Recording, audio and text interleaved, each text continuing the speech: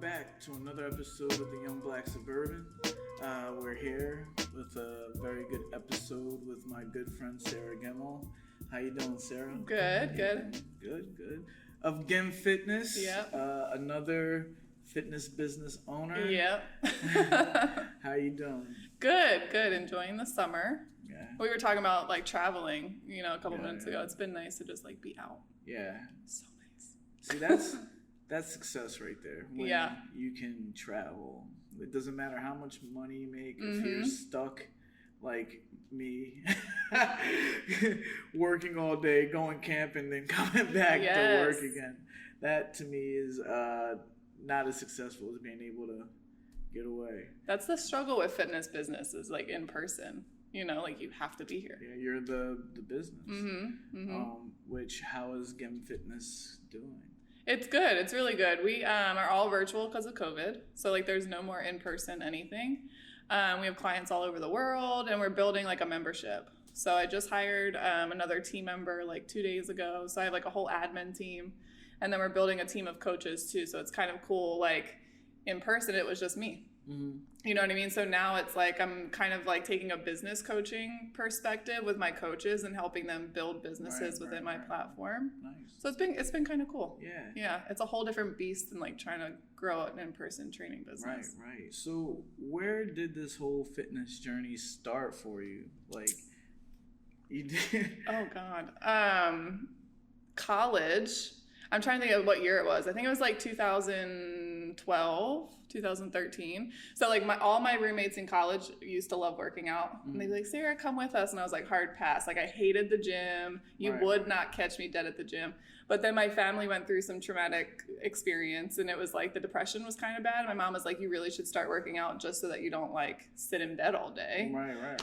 So I started like randomly going to the gym. I had no idea what I was doing. I kind of just like, a little bit of this and a little bit of that in the corner. So it was a lot of mental health, but then I fell off and was back on and fell off and whatever. And then in 2016, I went through my divorce. And that was it for me. Like I've worked out pretty consistently since then because it was like the mental health side of it was like so real. But then from being married, I had gained a bunch of weight. Believe it or not. It was totally his fault. When you were divorced, you lost a lot of weight.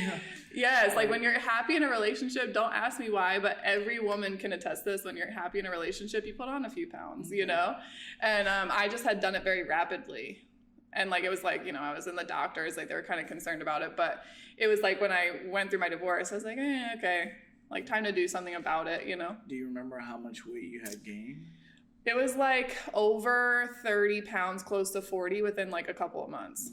It was a very rapid weight gain. So yeah. I guess a lot of people noticed and you noticed. They did. Yeah. My friends would be like, damn, you looking thick. I'm like, thanks. So, you said that you're going to the doctors and everything for that. Yeah. What lit the final fire underneath your, is it underneath your belt? Is that what they say? Or under your butt? Yeah, sure. Right, I think. Yeah, sure. You made me second guess myself with all these sayings. I'm like, I think that's what it is. A lol. Yeah, so what lit the fire underneath your ass? I guess that's what they say. Yeah. Yeah. So like for fitness? Yeah. It was definitely the mental health. Like the physical stuff was like, okay, it bothered me, but it didn't bother me enough to do anything about it. Mm-hmm. The mental health was just so bad. Like after my divorce, like I didn't want to get out of bed. Mm-hmm. You know what I mean? And I had lived by myself. So I moved out of my apartment with my ex-husband and into my own apartment. But I was out in Kansas. So I was 1,000 miles away from any of my family. Right. I had really good friends. You grew up here? I grew up here, yeah. I'm from Newtown. Mm-hmm. Council Rock? Council Rock. Oh. I don't rep it that loud. Like okay. I wasn't a huge fan of my high school when I was there. Yeah. You're good. I left high school early, actually. Went to Bucks. Oh, yeah? To finish high school, yeah. Oh, okay. So we have a similar story there. Do you? Yeah, I left high school.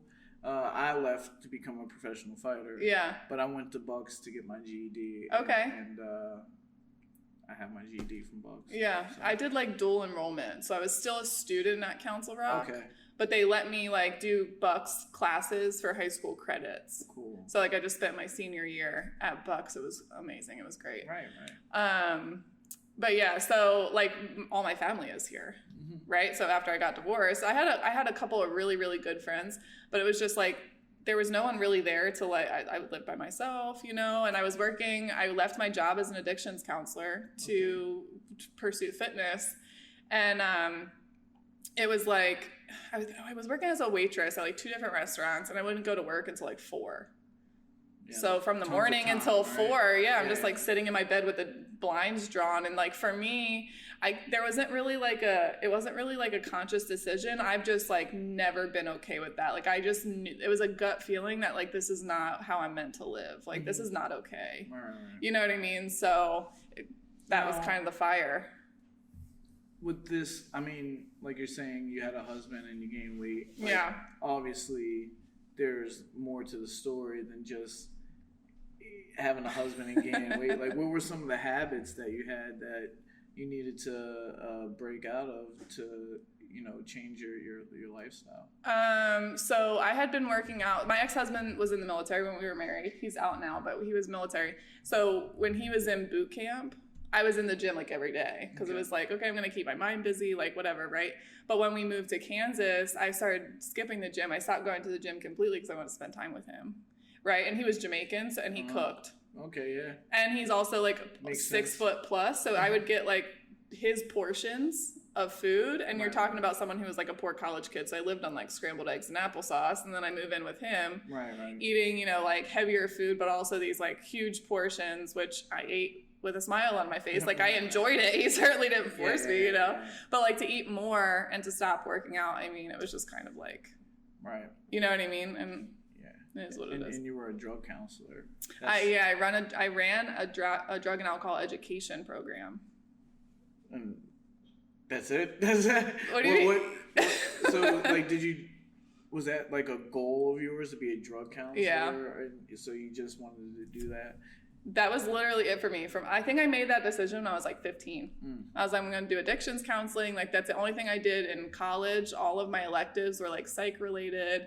I didn't do anything else unless they made me. Right. But the reason why this is important, me asking this question, is I feel like a lot of that goes into how you train people. For sure. Today. Yeah. You have this crazy format. I'm calling it crazy because it's not conventional. It's not. The first time we ever met, and we had to sit down in my office, you were telling me about like, you know, how it works and all that. I'm like, wait, I don't really get it. Yeah. And like I see you on Instagram and now I'm like, okay, I kind of understand. Yeah. It's definitely more mental. I'm not a part of your program. I've never taken a fitness class. But what I see is you're not telling people you got to do this exercise this way. You're trying to reach their minds. Yeah. Talk a little bit about how you go about, you know, mentally reaching your clients. So that it's interesting you say it because like most people work with me because of my psych degree and my experience in counseling and stuff, right? And I'm really good at like understanding human behavior, but I can make you understand human behavior, right? So if you say to me like, I don't feel motivated to work out, it's not just like everyone on Instagram is like, you just need more discipline, right? Yeah. And I'm the person that's like, no, you don't. That's not true. Here's what's happening in your brain that makes you feel like you're not motivated to work out. So if we can understand the true reason why you don't feel motivated to work out, we can actually address it and reverse it and fix it.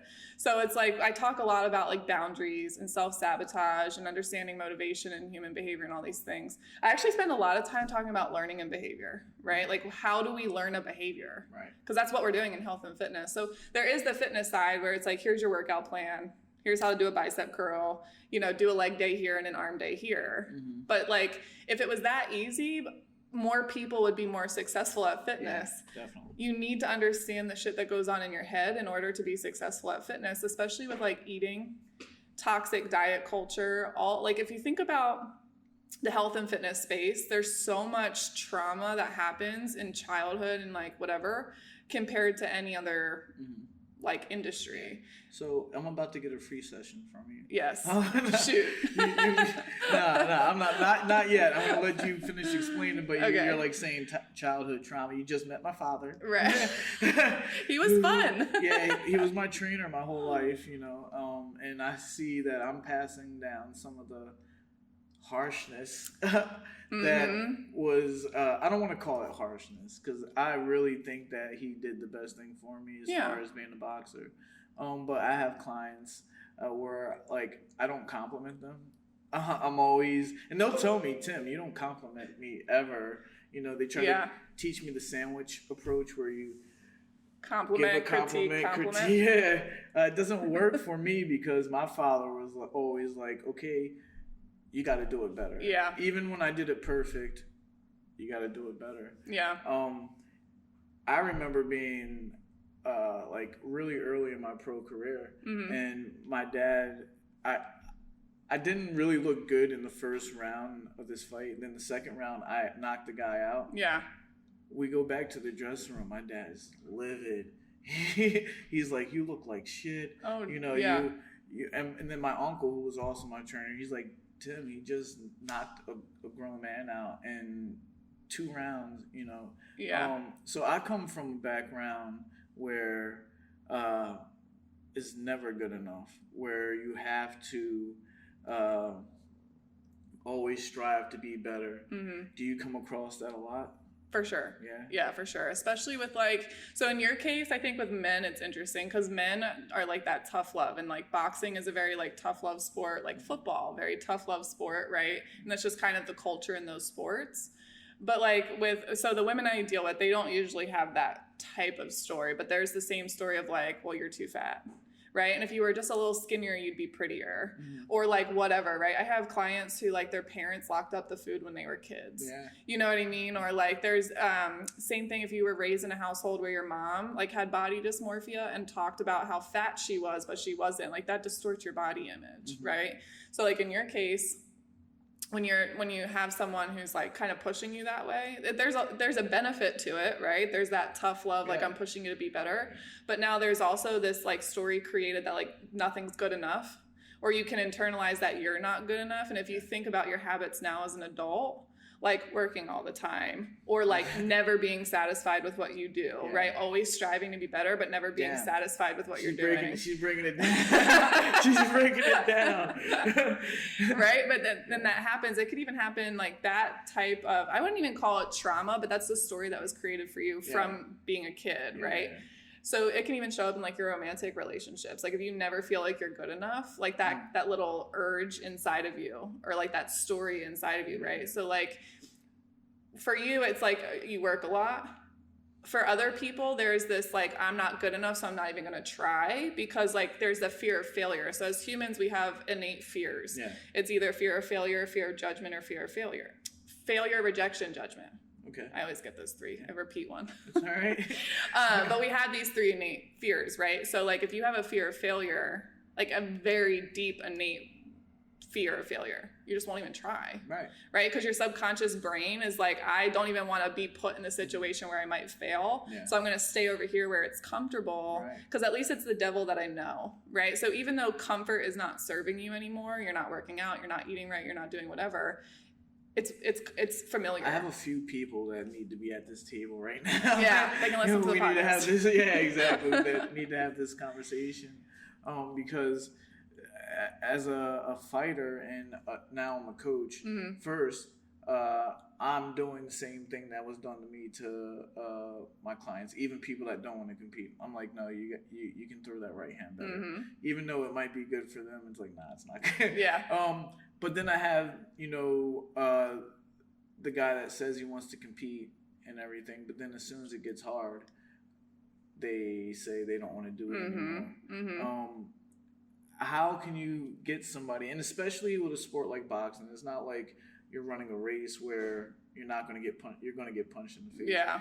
How would you, get through to someone that is like, I want to do this so bad. This is a life goal of mine. But they bottle it. They don't actually do it. Yeah. So there's there's a dissonance, right? Like I'm getting a lot of free stuff right now. You are.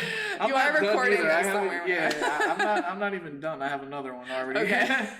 So you're at kind of a dissonance when you're like, okay, my life goal is to box, but then I'm over here and my actions are that of I'm not doing it. right? So like, yes, I have this lifelong goal, but I'm not actually doing anything to reach it.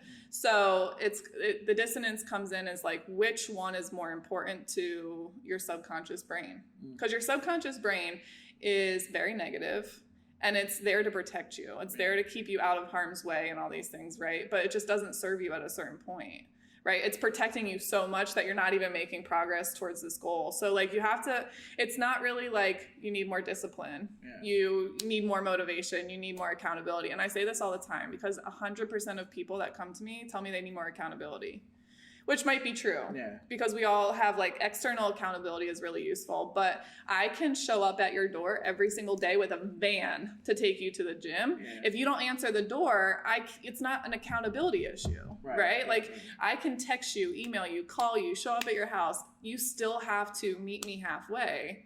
Right? So it's more of understanding why you're not taking action towards this thing you're telling me is so important to you. So that's where I come in, and I usually talk to my clients, okay, let's figure out like what's going on. Like what's the story that you have created? I'm not good enough. Or what if I fail? Or there's maybe someone in this person's life that is going to judge them. Right? Like maybe they're getting like these like, oh, you're too old to box. Like, what are you doing boxing? Like, and there's someone probably in his ear like that, right? Or maybe he thinks that there might be someone in his ear like that. So I usually go back and figure out like what's going on in your head. What are your deep-rooted beliefs about the situation, right? Because if you have a deep-rooted limiting belief, the motivation is stronger to stay away from the thing that's going to harm you, right? Which is being exposed to this thing, as opposed to the motivation of just like, oh, I want to box. Right. I still have now you're bringing more questions. Yeah, more questions. I want to get back to you, but I have one. All right, this is one more question, and it is about me personally again. Yeah. So I'm going to be in the Broad Street run, the 10-miler. Oh, nice. Yeah, I've done it. This will be my 4th time. I usually train good. Since COVID, I haven't been running. I ran maybe 2 times. I'm really, really scared to start running again. What's wrong with me? Why can't I get myself to just get up and go running? When is the race? October. Oh, that's coming up. So when do you need to start training? Well, I mean, I should be running anyway, right? So, I mean, I don't run. Yeah. I mean, I probably should have started this week. Okay. But I'm like, nah, I'm not this week. Next Monday. I'm one of those guys. Yeah. It's a good excuse to like you kind of like self-sabotage yourself by overworking. So it's easy to just like take on all these tasks. You make yourself really, really busy. Make yourself, you overwork yourself so that now you don't have to deal with that thing. It's a form of self-sabotage. But did something happen in one of the previous races? No, nothing happened. There's no negative really experiences? Enjoy it. The only negative experience is my body feeling like crap after the first couple of runs.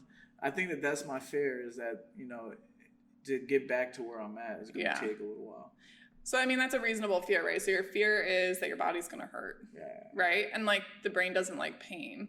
So if you have yourself convinced, which you just told me you are, that, your body's going to hurt when you're done, that right there, right, exactly. So if you're telling yourself and your brain is like, okay, this is going to hurt later, so, why the hell would you do it? The brain doesn't like physical or emotional pain. Can you, trick your brain? Be like... You can. I mean, your brain is, elastic is not the right word. What's the word I'm looking for? But it's resilient, right? So you have these neural pathways where you have thoughts and they're constantly firing. You can change them. Right. It just takes repetition. Right. Right? So are you doing stretching and mobility training? You put me on the spot right now. So I would say it was never my strength, but I do take yoga now.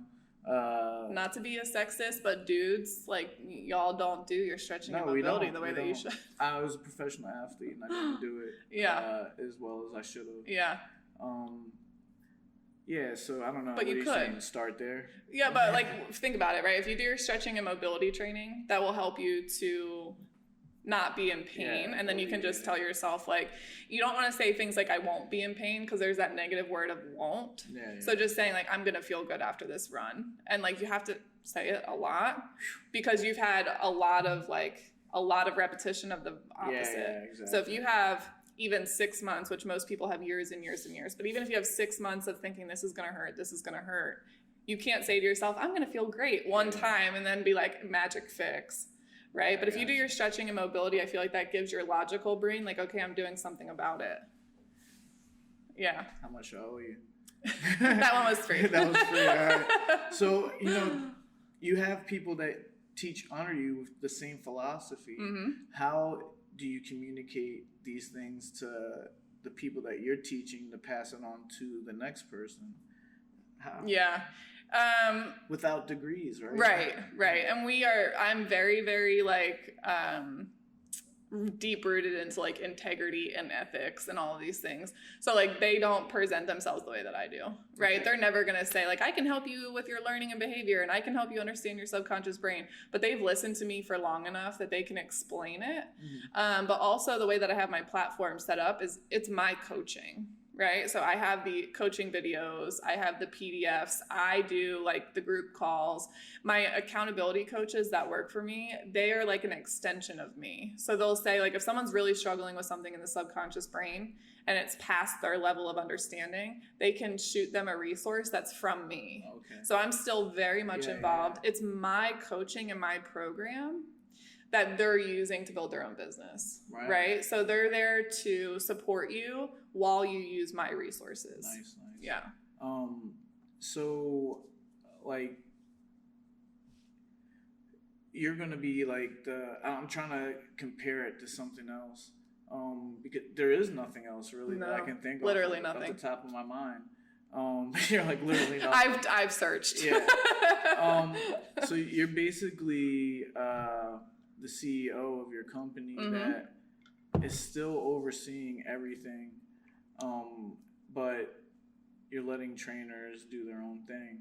Yeah. That's pretty cool, but it sounds like it's pretty time consuming as well. Are you doing like lessons for all of them every day, or? No, not every day. So like we have a coaches call every week and we'll do like case management. So if they have issues with clients, I'll coach them through it. If they're not, you know what I mean? Like they can handle a lot. My coaches are great. But if there's something where they're like, I'm not really sure what to tell this person, or this person's still struggling past what I told them to do. Right. Or maybe it's just I need a different approach. Like we came up with this list of things for them to do. It's just not working for them. Can you give us some insight? Right. So they're kind of like the first phase, and then if I need to get involved, I will. So that's a really good call where I can kind of just give them on the spot coaching to be a coach. But in terms of like that, like two of my coaches, I have 3 coaches who work under me. 2 of them are my clients. Right, so they went through my program. Right. I don't really need to teach them about the program itself. I just need to teach them how to support their clients, right? And I just need to teach them, what to do if a client wants to cancel, or how do you, how do you identify if a client is high risk? So we have a list of clients who are high risk that like based on them not showing up. Right. And that's what makes my program so different, right? Is like with Beachbody or Peloton or even Planet Fitness, if you don't show up, they don't give a rat's ass. Even Witherspoon Boxing. Yeah, right. But that's okay because it's the nature of the business. The nature of my business is that we track you pretty closely. And that's why I have accountability coaches, because I could have done it with just me. Right. And I could have 60 clients under me and just like, if you don't show up, tough shit. Yeah. Right. But then my business wouldn't be any different than any of the other online businesses. Right. That's why I charge what I charge. And it's why people are more successful in my program. Because if you stop showing up to classes, if you stop sending your check-ins, or if we just haven't heard from you in a couple of weeks, like you can bet your ass you're on our high-risk list. And we're like figuring out how to re-engage you. Right. Nice. Yeah. How can someone become a trainer under your organization? And let's talk business. Yeah. How much does it cost? Not how much does it cost, but obviously there's somewhat of a pyramid. There is, yeah. And you're at the top. Yeah. Say I came to you and said I want to work for Gem Fitness. What's the procedure? So usually I don't have anyone coming from the outside saying that. It's usually like the flow I really like are people that come in as clients first. Right. And then like once they've seen really good success, they can apply to be a coach, because that to me, there's a lot of quality in that when someone has actually been through the program. Yeah. Now, I do have a coach. She's a trainer that I'm really good friends with. And I approached her and said, do you want to coach for me? Now, she never went through my program, but she's a certified personal trainer. So there's kind of a give and take there. Mm-hmm. But what we do is we have like a certification program. It's 12 weeks. So all of our coaches go through a certification program so that they know how the program runs. Right. You know, there's a lot to it. It's a very robust thing. And, you know, I hate to bring this up. You brought fine. Some like sexist comments up. No, but you're a female entrepreneur, business owner. Yeah. How does that make you feel being, you know, the CEO of a company? And being a female is not easy for women in this world. Yeah. It is easy if you're a boss, you know, but right. But how does it feel inside to be that? To be honest with you, I don't really think about it from that perspective much because I don't have people in my life who make me think of it that way. Like, I don't really ever deal with like a lot. Now, I deal with misogyny. I think every woman does. But like my circle, I don't deal with that. You know what I mean? Because I don't tolerate it. But I also have like a very big circle of very empowered women. So it's not weird to me because I have a lot of friends who are doing the same things. Right. Like my parents have never once made me feel... Now my parents are like, they were very weary about the entrepreneur thing, but not because I'm a woman, because they like the secure paycheck. Right. And that's how they built their life, and which worked really well. I had a really great childhood. But like when I said I was going to run an online business, I think they were like... okay. Right, and like they would like real sneaky send me like job listings, right? And they're like, you should go work as a waitress, or here's this job listing to be a counselor. And I'm like, yeah, I run a business. It took them a little bit to like get on board and to realize that like what I do is actually working. Cause like to them, like I work a lot from my phone, so I can be like on my couch. Yeah. Right? And it just looks like I'm like shooting the shit. And I'm like, I'm over here running an entire company. Yeah. I'm just like doing it in my underwear on the couch. Nobody understands that. It is hard. It is hard to understand if you're not in it. So like, it's interesting. I've never really thought about it from a female perspective, but I was also really weird about calling myself a CEO for a very long time. Mm-hmm. Like this is the first year I've ever referred myself as a CEO, and I've been in business for 6 years. Wow. Yeah. Yeah. Like that was a little weird to me because I think like the fear of judgment was there. Like for people who know me, I've never run a business before and I wasn't into fitness before. So I'm like, oh my God, they're going to think I'm a fraud, or like CEO just sounds so much more important. Like I'm not actually that important. Like, but doesn't it sound good now? It sounds good and it's very accurate because let me tell you, it's hard. And like no one tells you, like when I was a personal trainer, I'm like, cool, I can train people. I'm going to be my own boss. I can make more money. And then I'm like, wait a minute, I have to do sales. I have to do marketing. I have to hire a team. And then when I hired a team, I had to hire a team dynamics consultant because it's like, wait a minute, I have to learn how to lead the team. Right. I have to learn like what they like in terms of like feedback. Mm-hmm. Who the hell would have thought that 6 years ago when I was like, oh, I want to be a personal trainer. Right.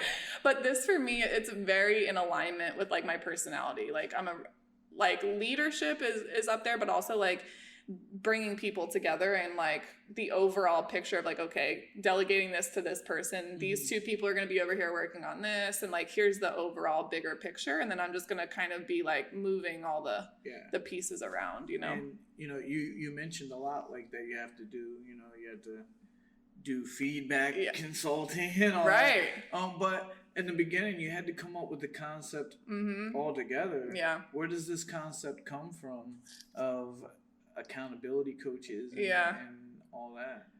So COVID is like the short answer, right? So when COVID happened, I was like, okay, I need an online option. Like we have to pivot. And I literally pivoted the weekend we went into lockdown. So Friday, didn't have a business plan. By Sunday, I had a business plan. I was already like making it happen. Right. So... And I already had an online presence. I think that's important because a lot of trainers who didn't have an online presence were not able to pivot that quickly. Yeah, they had to play catch up. It was hard. It's very hard to build an online platform as a trainer, right? So I already had something in place. Well, not for you, and we'll talk about that later. It is though, right? Like when I was in the gym, I had trainers that worked out of the same gym, and they really struggled because they were the traditional trainers that took a client at 5 to 5:30, 5:30 to 6, 6 to 6:30. Like they didn't even have virtual scheduling platforms. Like they were very traditional and they struggled hard in COVID, right? But anyway, so I was like, okay, I need like online options. And I was running small group personal training sessions in the gym.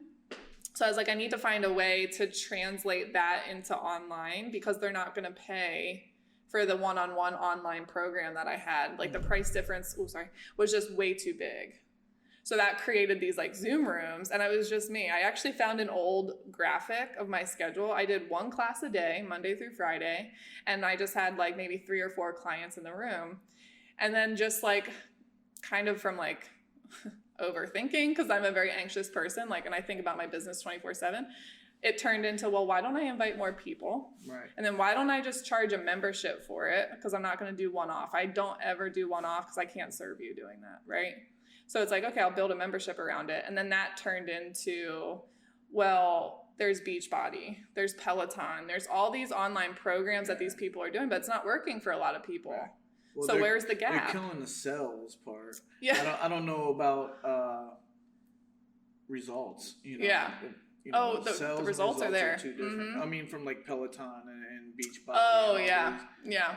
Some people might put their bike in their house and use it as a coat rack or something. That's the kind of people we take. Is that your big demographic? Like people that need that extra push? He's laughing. He's like me. Because me as a business owner and in the fitness realm too, it's like I look at Peloton and those guys as like my competition. Yeah. You know, they're trying to take, luckily for boxers, they I can't be replaced yet. You know, there's no robot that can do what I do. But they're trying. You've seen the like virtual. It ain't the same. Exactly, right? So you can do it, but it's not the same. It won't give you water. Yeah. But it might. It might. I shouldn't have gave him that idea. Edit it out. Edit it out. But like.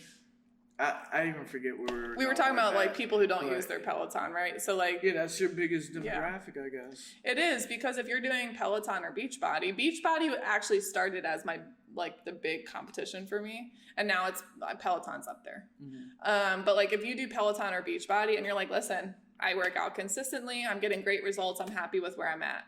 Same thing with a trainer. If you tell me you're working with a trainer, I'm like, cool. Like, are you happy with what's going on? Yeah.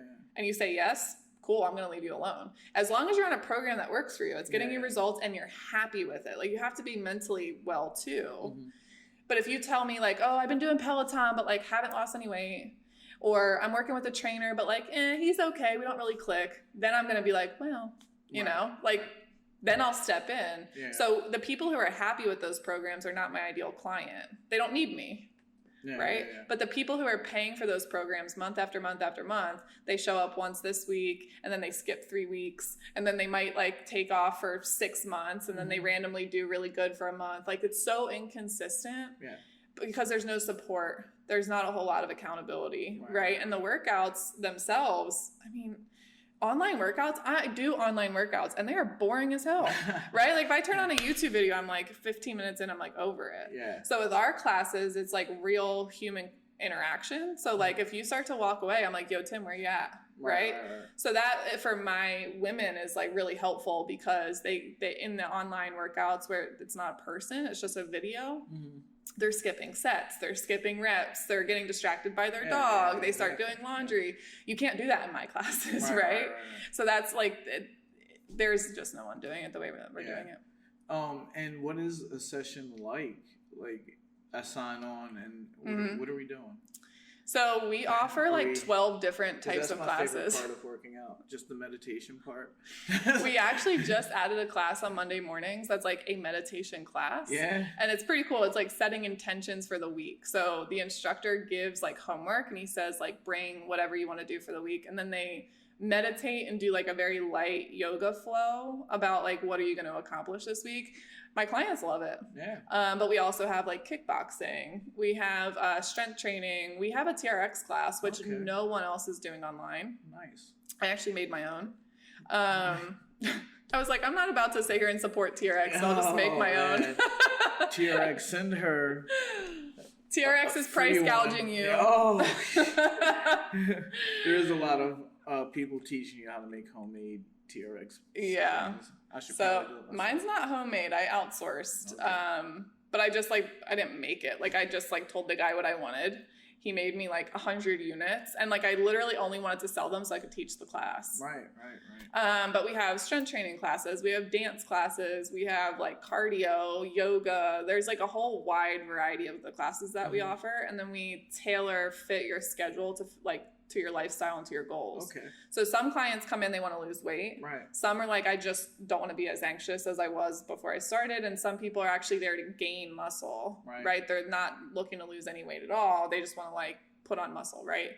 So we'll tailor fit your workout schedule to fit those goals. So like if you're here to gain muscle, you're probably not going to do that much cardio. Right. But if you're here to lose weight, you should be doing full body and cardio. And then we'll plan it out and like, you're going to do this class, this class, this class. Okay, so it's a little sort of a la carte where you can come in. What do you ever get anybody that's like, I don't want to do kickboxing? Oh, for sure. Yeah. And you make them? No. So it's funny, when I was in person training, I said to this girl one time, I was like, so like, what are your goals? And she said something about running. She's like, I need to learn how to run. And I'm like, why? She's like, well, don't I? Like, don't I have to learn how to run if I want to lose weight? And I was like, no. Like, do you enjoy running? She's like, oh, hell no. And I was like, then don't run. Right? Like, I'm totally the trainer that will tell you not to do the workout you don't like, because there's so much you can do. And like what we were talking about with you running, right? It's not enjoyable to be in pain afterwards. If you don't enjoy it, you're not doing it. So if I come and I do, I'm trying to think of like one that's kind of, like kickboxing is a good one. It's a love-hate. Some people love it. Some people hate it.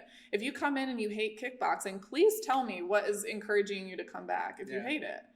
Right? So do something else. So what you spoke on accountability and how you check up on people. Can you elaborate on that a little bit more? Yeah. Like Tim's not showing up for a whole week. What happened? Yeah. So we have an accountability system, I suppose, and it's really on the client because it is a group coaching program. Right. So it's not a private coaching program. It's not one-on-one where we're like, okay, like all of my attention is on you. It is a group coaching program. So it's client driven for them to show up for themselves. But if you're not submitted, like we have weekly check-ins, right? So we'll send out an email on Fridays usually. And it's like, okay, send us like what's going on. Did you hit your workouts this week? How are you feeling on a scale 1 to 5? How motivated are you right now? Right. If it's anything less than 3, that's a red flag. And we need to have a conversation. So we have those weekly check-ins, but also like classes are a big part of it. So even though we do a lot of the mindset stuff, we do like the holistic approach, it is really the workout classes, right? So if you're not attending workout classes, we go through the system for every single client and see who's scheduled and who's not. If you're not scheduled for the week, you're going to get an email from your coach saying, hey, like we noticed you didn't schedule for the week. Is everything okay? Do you need help scheduling? Do you need help picking classes? Whatever, right? If it's just that you forgot, like here's your reminder. Right. And then if you still continue to not show up, or if we don't hear from you, if you're on that high risk list, where it's now individual outreach, it's emails like, hey, haven't heard from you. Are you okay? Yeah. If you're not answering our emails, we'll move over. We'll text you because we actually have a texting platform that you can text the Gem Fit Squad, and my whole team has access.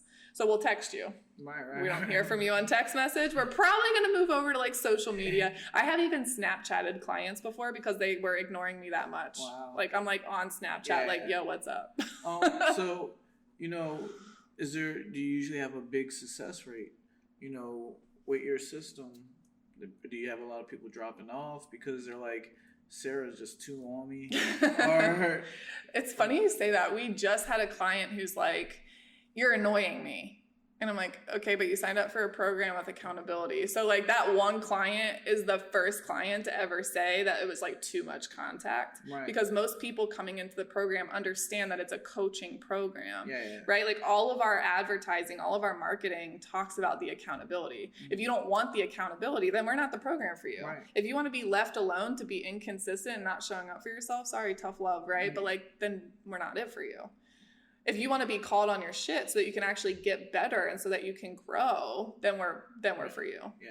Right? Definitely. I can tell. Yeah. I'll just have you on the podcast every so often and pick your brain. But the other thing is too, you're doing all this stuff and you are on social media a lot. Yeah. I don't know how you do it. how you find time to, and it's not just like a post. Yeah. It's like cinema. Like it's a lot. Yeah. What? First of all, what's your favorite platform to use? Well, I love Instagram, but definitely like for marketing and like for business, Facebook is it. I've made so much money on Facebook, right? I've reached so many people on Facebook, but I just love Instagram as a platform. So that's kind of like a battle I have to have with myself. Like I can spend all this time over here on Instagram or I should be over here on Facebook. So I have to kind of balance the two. But for me, it's easy to make time for social media because that's a big part of our marketing. I mean, that's most of our marketing, right? So like I have to make time for that. Now it's its own full-time job. Like you have to not only like create the content, you have to learn about like when to post it and, you know, how to word things and what's the algorithm like, and should you do reels or should you do a post and how often should you go live? Like there's a lot that goes into it and I know a lot of it. So that I learned it so that I can implement it through someone else. So I hired someone who runs, my social media is run by me, but the Gem Fit Squad social media will be run by my team. Okay. So I can say, here's the strategy, here's what we need to do, here's the graphics, here's the content, but they're going to be over there making sure it gets posted, making sure we're consistent, because it's a lot. It's a lot. Yeah. I know. And if I'm in meetings back to back to back to back, I'm not getting a chance to hit post. But the actual videos that I see, they're edited, cut, paste, words, you know. I'm very basic when it comes to that. Really? You think that you're basic? Yes. Guys, check out Sarah's social media and you'll be like, how is this even possible? As far as how much content and what goes in, because I own a gym as well. My phone probably has half of the pictures not even posted because I just don't have time. Young Black Suburban, I feel bad because I should be posting a hell of a lot more. But I just can't. And like you said, you have all these things that you have to learn. And I'm doing my taxes. You know, I'm doing. You know, I'm worried. Listen, you can do my taxes, and I'll do your social media. Okay. I don't know if you want me to do your. Let me hate doing taxes. Let me do the taxes one more year, then maybe we can do it. That's where I would hire someone though. Yeah. Because something like what you have in this gym, like video content tagged in Bristol, right, would be amazing. Yeah. Just building brand awareness. Like, I'm just like you. Like for the gym, I have social media directors. They don't always do what I want them to do when I want them to do it. You gotta get on the right page. Yeah, so it's frustrating in that way. But even still, for me personally, it's just a lot. Yeah, you know, it's a lot. That's where I learned about like leadership, right? Because I'm like, why is this not getting done the way that I want it to get done? And they have to take some responsibility because that's like I went too extreme the other way where I was taking responsibility for everything. But I had to look at like, okay, am I setting them up for success? Like, am I giving them everything they need? Am I giving them a clear vision? Am I giving them clear expectations? Right. And then once they have all that. She's counseling me now. Again. But once they have all that, then it's like, okay, if they're not meeting expectations, then it might be time to find someone else. But like, that's where what I was talking about, right? When I was a personal trainer built like with my own business, I had no idea I was going to have to learn that shit. Right. But like, I would definitely recommend having a strategy because social media is great. Well, oh my God, you would do so good on social media.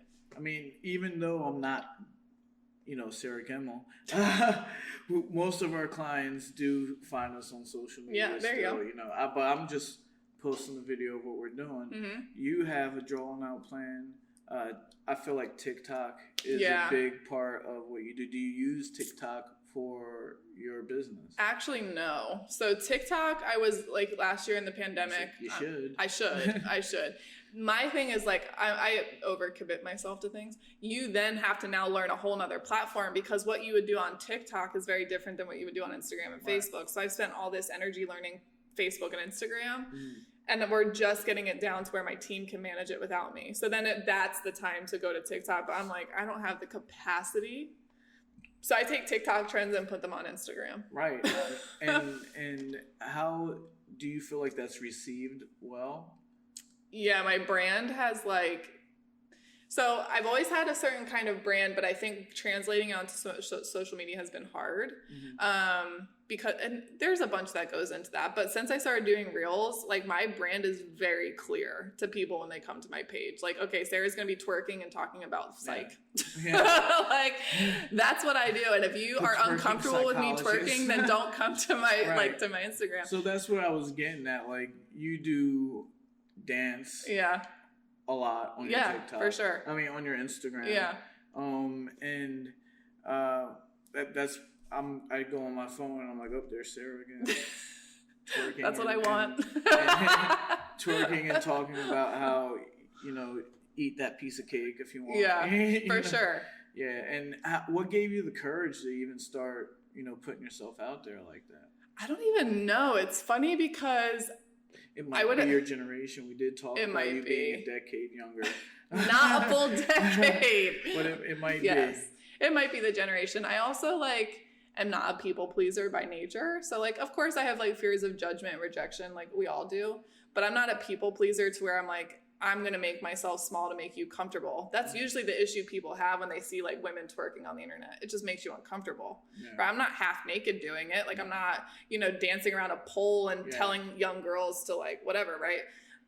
But it makes people uncomfortable to see women twerking on the internet. So a lot of people have opinions about it. Those are not my people. My people are like, go girl, right? Or like, I wish I could shake my ass like that. And it's not even that crazy, but like the goal is also not twerking to be sexy. It's like, here's a twerking video that's overlapped with like education, right? Yeah. So it's not really attracting like the dudes of Instagram or like the crazy robots that blow my shit up. But that's what robots, like, that's what I see, like, well, what I thought. I'm like, you know, guys would probably, like, be stopping and watching this. Naturally, yes. Yeah. But that's not who we're attracting. Right. Yeah. Most of your clients are females. Mm-hmm. Right. All of them. All of them. Yeah, all of them. I don't work. Plus me. Yeah. So, what keeps you motivated? Like, you got 6 years in. You're doing all this. Yeah. Crazy, you know, your social media, you have 100 people working for you. Yeah, close. Are you not where you want to be at yet? Or is there? I'm nowhere close. Yeah. So I definitely have like goals for the membership. So we're nowhere near where I want to be. I had a brain fart. What did you just say? I asked you what keeps you motivated. Motivated, that was it. I'm like, I knew that was going somewhere. Jordan, can you possibly plug this in for me? Yeah. He tries to find ways to get on the cameras, so he comes this way. Right? I appreciate it. But yeah, like me, my motivation is freedom. Mm-hmm. Like I tell people, like, success isn't really having a lot of money. Yeah. I'm making more money now than I ever did boxing. Yeah. But I don't have the same amount of time. Like before, I could play video games with my kids. Right. And things like that. So I'm actually working really hard so I don't have to work hard. Mm-hmm. Is that your motivation, or what is it? Yeah, that's part of it. I don't think that's enough motivation to keep me going because, to be honest with you, it's really fucking hard sometimes. Like, I am on the brink of like quitting probably once a quarter, like on Indeed looking for jobs, right? Wow. The reason why I don't follow through with it is because like I'm just not cut out to work for someone else. So like I don't know if you know anything about the Enneagram, but I'm an Enneagram 8 like through and through, and it's the challenger, right? So like I don't go with the status quo, or I'm not the kind of person to like just sit down and like this is how we do things, right? And that's why I was not successful in corporate America. Right. It had nothing to do with my clients in addictions counseling. I loved the actual job. It was who I worked for that I couldn't put up with. Right. And I'm just so passionate about pretty much everything that like I really just can't sit there and take it. So I'm either going to be passionately working for you and like happy and over here being great, or I'm going to be passionately fighting with you every single day because I don't agree with what you're doing. And I think that's really my motivation, is I just can't go back to that. But also now like my life is pretty public for the most part. And like failure is just not an option. Like I just really don't want to go on Facebook or Instagram one day and be like, okay guys, I'm not doing this anymore. Like that That to me is enough motivation. I'm just not willing to ever put myself out there like that. So you got the ball rolling. Yeah. You're not trying to let it stop. Right. Like at this point, I'd be letting a lot of people down. You know what I mean? Like now I employ people, and like I have one of my coaches is trying to leave her job to work for me full time. You know, I can't just close my virtual doors, you know what I mean, when they have dreams too. So that pretty much does it for me. The freedom thing is there for sure. I just don't think that's enough. Like I probably could convince myself that I could get that freedom with some kind of job, right? You know what I mean? Like I could be a waitress and have plenty of time freedom, you know. Like, I could be a stripper and make plenty of money, okay? Like and only have to work certain hours. Right. But you know, you get to a point where you do have everything in place, you know, and everything is successful. Yeah. What's after that for you? Like, I think we've created something, and I say we because like I'm very much supported by my team. Like I would have never been able to create this platform without them, right? So I think we've created something that is very scalable. Like the opportunities are kind of endless. So it's like, okay, when we get the membership to where we want it, so we want to build the membership to a certain membership number. Like we have this number of clients, right?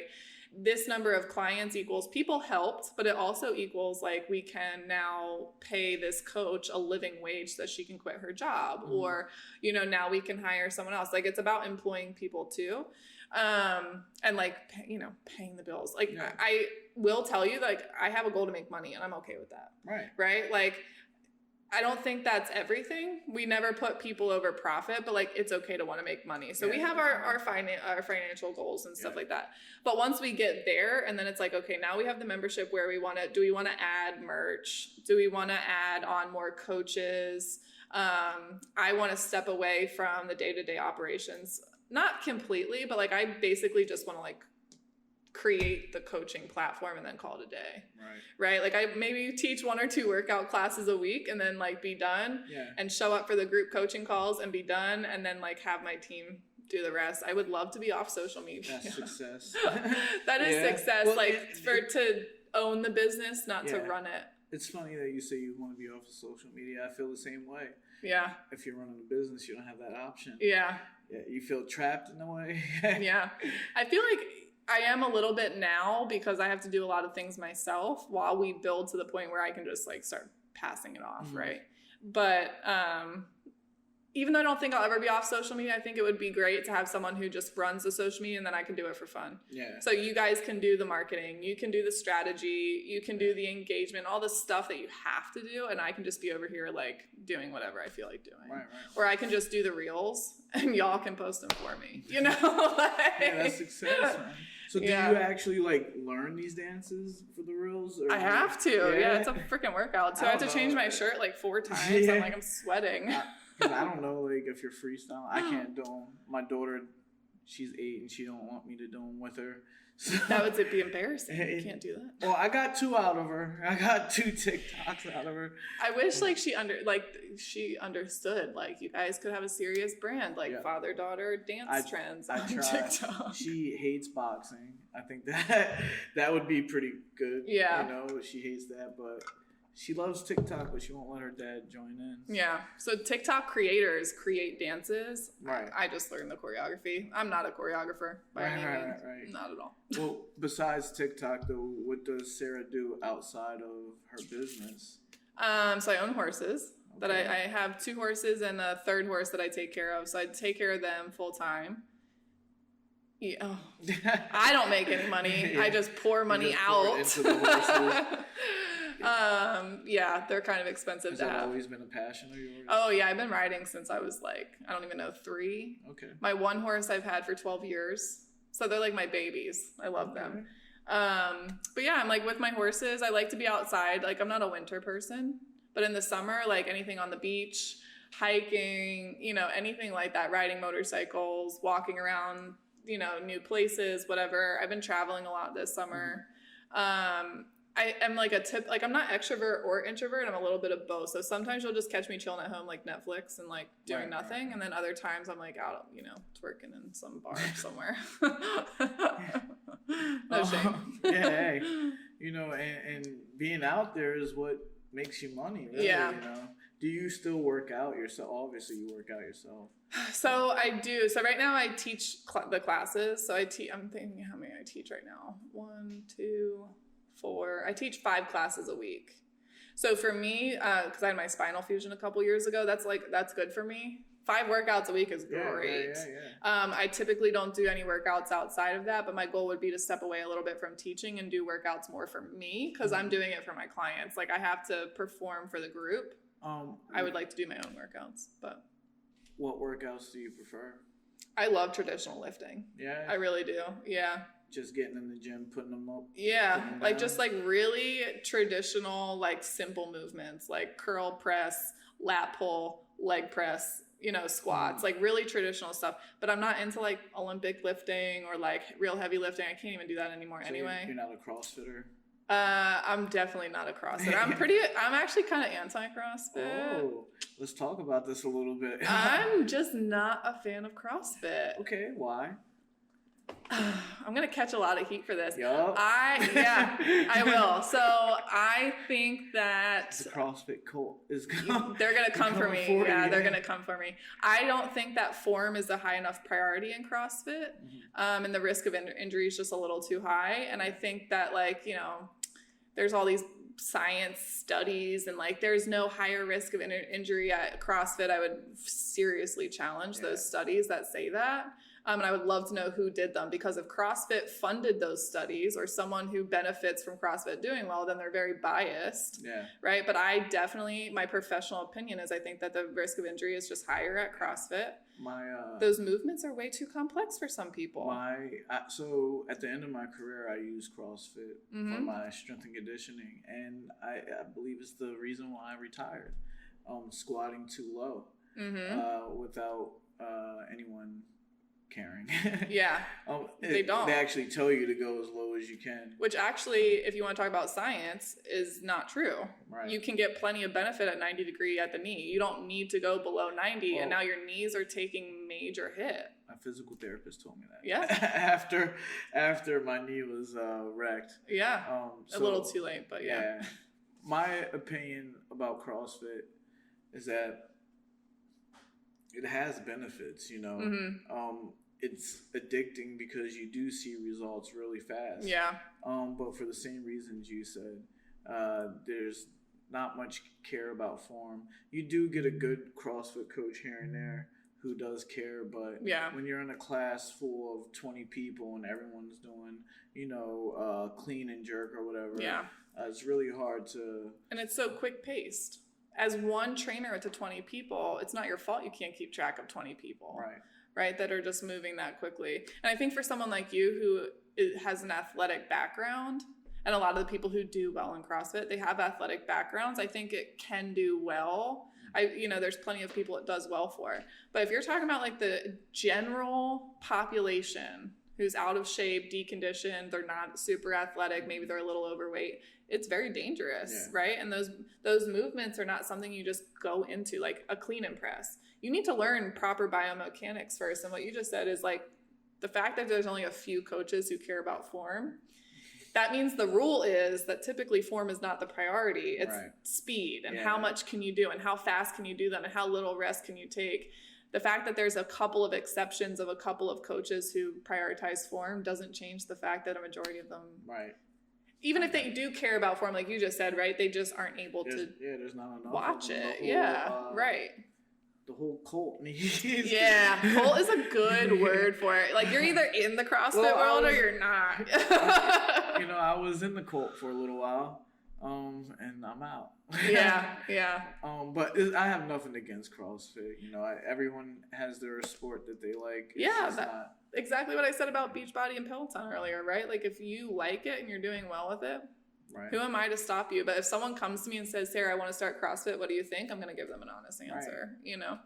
So, we talked about what you like to do. You like to just do traditional weights. What about your mental health? Like, who you're taking care of everybody else all the time? Who takes care of Sarah? Right now, my therapist and I are talking about that because I am definitely a lot of things to a lot of people, and that has definitely been a problem for me. Okay. So I like overcommit, and like it's weird. I'm not a people pleaser, right? But like I also show up in like a lot of different capacities for people. Is that you finding pleasure for yourself by doing that? I like being needed, for sure. I like being needed.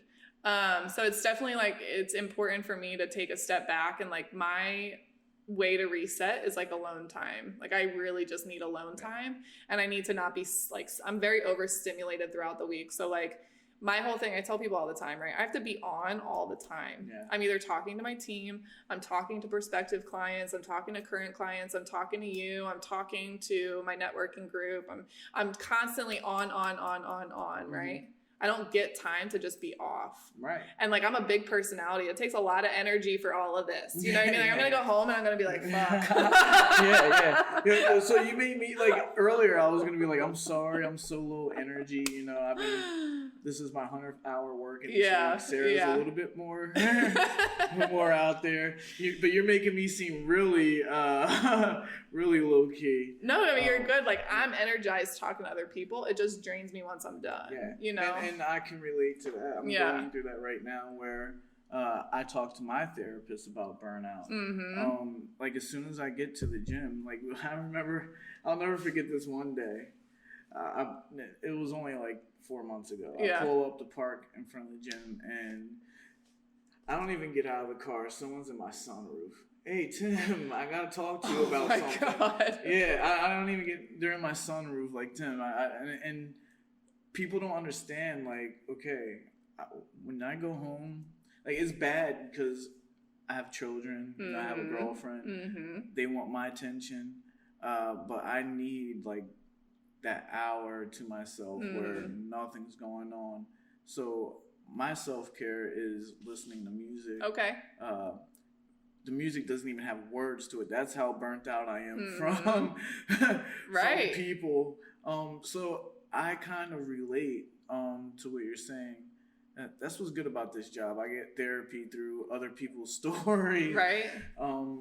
So that's what you do? You just honestly that's like your self-care. Do you do anything else like besides horses, like fish or something? No, I hate fishing.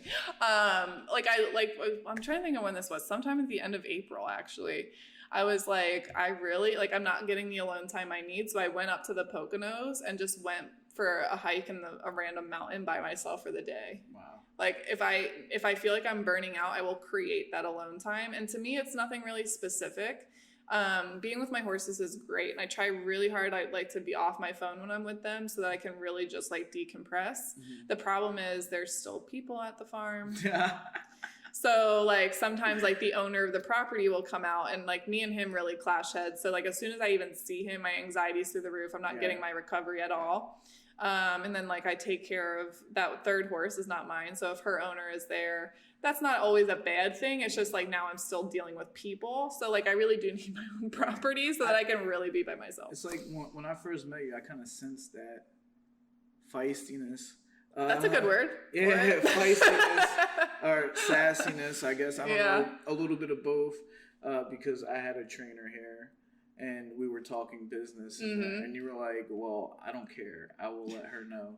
And I'm like, oh, well, can you just do my job for me? I think you actually asked me that. And I was like, yeah, sure. Where does that come from? I don't know where it comes from. Have you been that way your whole life? Oh, for sure. Yeah, for sure. Like I say all the time. I think my parents like created me to be this like strong-willed, like independent woman, but I don't think they fully knew what they were getting themselves into with me. Like I'm very confrontational. I'm very like kind of like in your face. Like I'm a big personality and like it's usually from a good place, but like not everyone is that confrontational. So like if something's on my mind, I'll just say it, right? Like, let's squash it. Like, here's what I'm thinking. And it's not that I don't name call. I don't resort to like screaming and yelling, you know, not all the times. We all have our moments, but like if we're just like seriously like having an issue, right to the point. I can very eloquently tell you exactly what's going on in my head, exactly what I need. Like I'm very self-aware, right? So if you trigger my anxiety, I can tell you. If you do something I don't like, I can tell you exactly what it was and why I didn't like it, you know? So how many people want to fight you? None to my face. None to your face? No one wants to fight you? I say all the time, because I forget who said this to me. They're like, well, I don't know why you act like that. You can't fight. And I'm like, you're right, I can't. But like, I really can't. Like, I have a metal cage in my back. First of all, I'm too old. I don't got time to be fighting people. But I think they hear my mouth and they're like, I don't want to deal with her. You know, like, I don't want to deal with that attitude. The exterior defense. Yeah, for sure. Right. Yeah, I have a mouth on me. So like that usually gets me out of situations where I'm just like, I'll mouth off a little bit. If it's like something where someone actually like wants to physically fight me, which has not happened since college. But since college? Well, that was like almost 10 years ago. Almost. Yeah, so like it's been a long like time. An adult. I was still an adult, but listen, college, you're not a real adult, you know, like house parties, tequila and vodka, you know, whatever.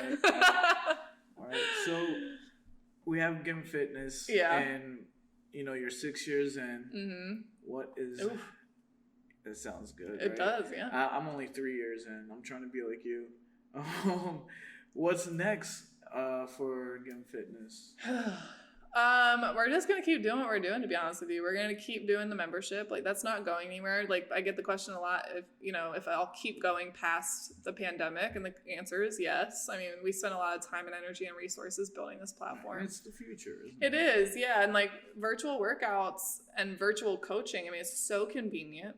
It's way more affordable than if you were to do 7 days a week with me in the gym, you know, and that's just not possible for a lot of people, and it's not enjoyable for any of us. Like, no one wants to have a client 7 days a week, you know, we're not doing that. I know. But I'm able to support you a lot more for a little like less investment than what in-person training would be, right?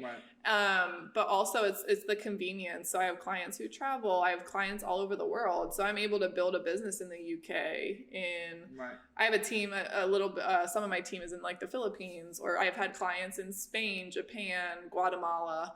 Right. So like being able to do that, I think the next thing is really just like tapping into those other audiences that aren't up a little bit. Mm-hmm, yeah, definitely. It's just scaling at this point. We're going to keep doing what we're doing. We're just going to make it better, and we're going to make it bigger. Right. Nice. Yeah. You guys need to get out in the community with us. Yes. We have a big audience actually in Bucks County, so that'll be great. Yeah, definitely. Yeah. Do you have anything that you want to tell our viewers about Sarah, about the world, about your... About the world. My philosophy on life, no. No, I don't think so, other than, like, you should come work out with us. Yeah? How can people come work out with you? If you go to my website, it's gem-fitness.com, so gem-fitness.com. We have, everything is there. My social media handles are there, all the information on the membership, but you can literally just come try a class. You know what I mean? Like, you can try a class, see if it's for you, see if you like it. I say all what we've talked about, right, that there's no one really to compare us to. Right. It sometimes makes it hard for people to grasp the idea. They're like, oh, well, I've tried virtual workouts before, I don't like them. Yeah. Right. So it's like, just come experience it for yourself. Just do one class and see if you jive with it. Mm-hmm. And then when you fall in love with it, then if you want to join the membership, you can. But that's the best way to join us. You know what I mean? Especially if you're a working woman who just really struggles to have that support. If you don't have the right strategy in your fitness, if you're sick of diet culture, all that stuff, you know what I mean? Being told to work out 7 days a week and cut carbs and eat 1,200 calories, like none of that shit happens in my program. So, and she curses too. So. I do curse. Yeah, I think I have one coach who doesn't curse as much as me, so I can put you with them if you don't like it. Nah, I think it's real. You know, you get somebody that is authentic. Yeah. So that's it. This was Sweet. A great interview. I appreciate you. You came on the Young Black Suburban, even though you're not young. Well, you're young. White. You're young, but you're not. No, so Jordan behind the scenes. That look, I was like, what's he about to say? Jordan's always like, you need more black people on your show. That's his thing. But I appreciate you coming. Yeah, I appreciate you. Thanks. This is the Young Black Suburban, Sarah Gemmell of Fitness. We'll see you guys.